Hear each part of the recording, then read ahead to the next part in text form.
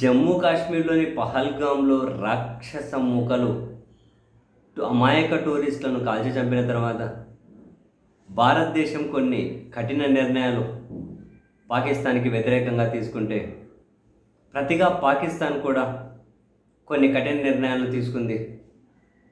One by one వాళ్ళు తీసుకుంటూ వస్తున్నారు.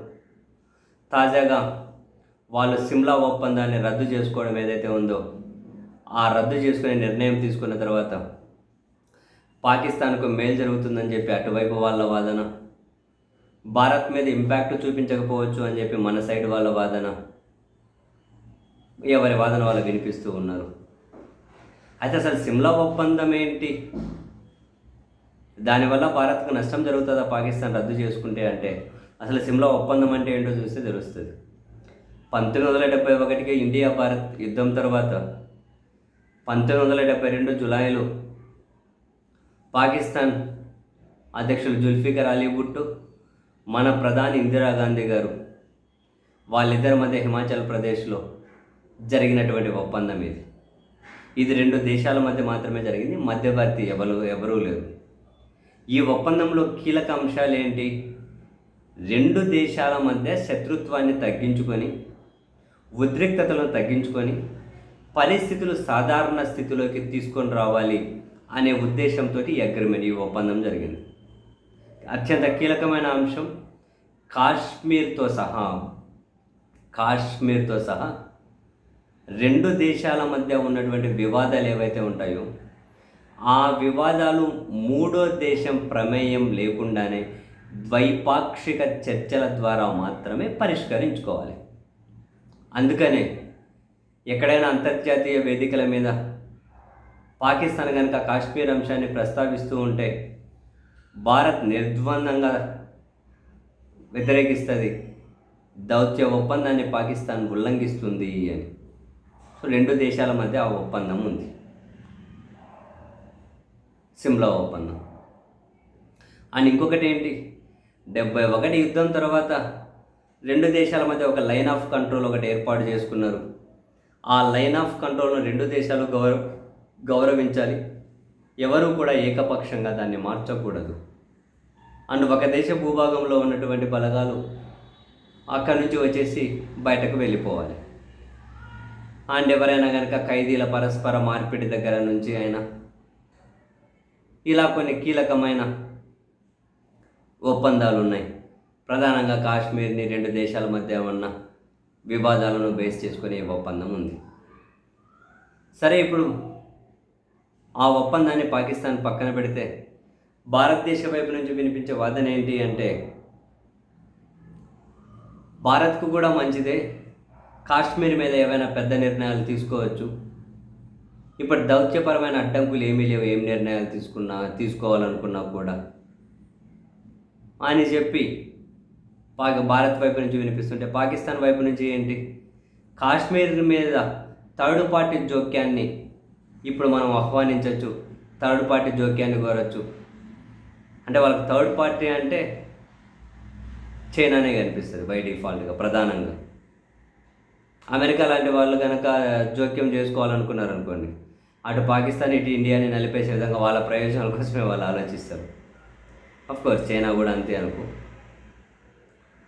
ఇప్పుడు పాకిస్తాన్ కాశ్మీర్ అనే అంశం మీద దౌత్యపరమైనటువంటి అడ్డంకులు లేవు, ప్రతి దేశానికి ఏమంటారు, ప్రతి వేదిక మీద మేము కాశ్మీర్ అంశాన్ని లేవనెత్తుతాం, వేరే దేశాన్ని జోక్యాన్ని కోరుతాం. ఇప్పుడు వేరే దేశం కూడా ఇక్కడ డైరెక్ట్గా జోక్యం చేసుకోవచ్చు, ఎందుకని వాళ్ళ ఇష్టం, దౌత్యపరమైనటువంటి ప్రొటెక్షన్ ఏమీ లేదు కాబట్టి.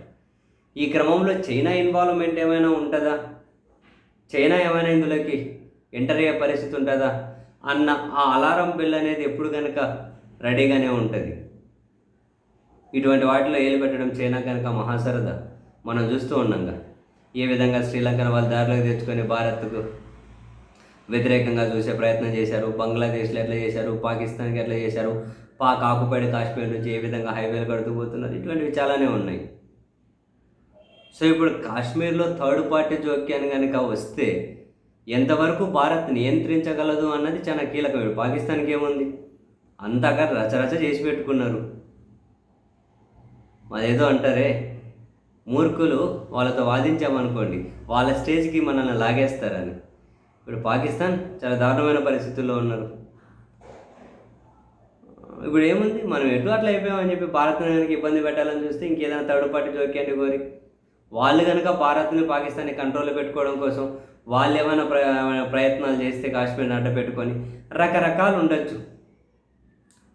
నిజంగానే భారత్ పాకిస్తాన్ మధ్య ఎలాంటి వివాదాలు లేకుండా కనుక ఈ సమస్య పోతే రెండు దేశాలకు మంచిది. కానీ అటువంటి పరిస్థితులు ఏమో కనిపించడం లేదు. ఇప్పుడు ఆ సిమ్లా ఒప్పందం పక్కన పెడితే కాశ్మీర్లో ఎవరైనా కనుక మధ్యవర్తిత్వానికి ఇప్పుడు ఎవరు రాకపోవచ్చు, లాంగ్ రన్లో అయినా అంతవరకు రాకుండా భారతదేశ నాయకత్వం ఎంతవరకు నియంత్రణలోకి తెచ్చుకుంటారు అన్నది కానీ చాలా కీలకమైన అంశమే. ఏముంది, ఇప్పుడు దాన్ని అడ్డపెట్టుకొని ఎవరైనా భారత్కు సన్నిహితంగా ఉన్నట్లు వెలుగుతూనే దాన్ని అడ్డపెట్టుకొని మన దగ్గర ఏమైనా సాధించుకోవచ్చు. ఇటువంటివి చాలానే ఉంటాయి. సో డెఫినెట్లీ సిమ్లా ఒప్పందాన్ని పక్కన పెట్టడం భారత్కు కొంత కాస్తో కూస్తో నష్టం చెయ్యదు అని చెప్పలేము. బట్ ఇమ్మీడియట్గా ఏమి ఇబ్బందిగానే ఏమీ కాదు. రాబోయే రోజుల్లో పక్కన దేశ ప్రధానంగా చైనా ఏ విధంగా స్పందిస్తుంది అన్నది కీలకం.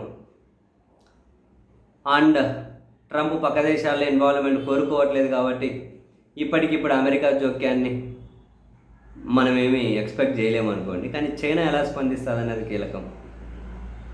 ఇంట్రెస్టింగ్. బట్ ఒకటైతే ఫ్యాక్ట్, ఈ రెండు దేశాల మధ్య వీలైనంత వరకు వివాదాలు లేకుండా చూసుకోవడం బెటర్. ఇది ఒక ఫెయిర్నెస్తో కూడుకున్నది. కానీ ప్రతిసారి ఆ టెర్రరిస్టులను వాళ్ళు ప్రోత్సహిస్తూ ఉంటారు. డైరెక్ట్గా తాజాగా స్కై న్యూస్కి ఇచ్చినటువంటి ఇంటర్వ్యూలోనే పాకిస్తాన్ రక్షణ శాఖ మంత్రి అంగీకరించారు కూడా. అమెరికా, బ్రిటన్, పశ్చిమ దేశాల వాళ్ళని సాటిస్ఫై చేయడం కోసం, వాళ్ళ ప్రయోజనాల కోసం మేము కొందరిని ఎంకరేజ్ చేసిన మాట నిజమే, చెత్త పనులు చేసాం, నిధులు సమకూర్చడం, వాళ్ళకు ఐఎస్ఎస్ ట్రైనింగ్ ఇవ్వడం, ఇవన్నీ కనుక చేసిన వాటి నిజమేనని చెప్పి స్కై న్యూస్లో పాకిస్తాన్ రక్షణ మంత్రి అంగీకరించారు కూడా. అమెరికా, బ్రిటన్ లాంటి పశ్చిమ దేశాల ప్రయోజనాల కోసం అని చెప్పి అన్నారు. అఫ్కోర్స్ ఆల్-ఖైదా, లష్కరే తోయిబా అయినా ఇటువంటి వాటన్నిటికీ కనుక తర్వాత ఏముంది, అక్కడి నుంచి వాళ్ళ సబ్ బ్రాంచ్ లాగా తీవ్రవాద సంస్థలన్నీ నిర్మించుకుంటూ పోయారు.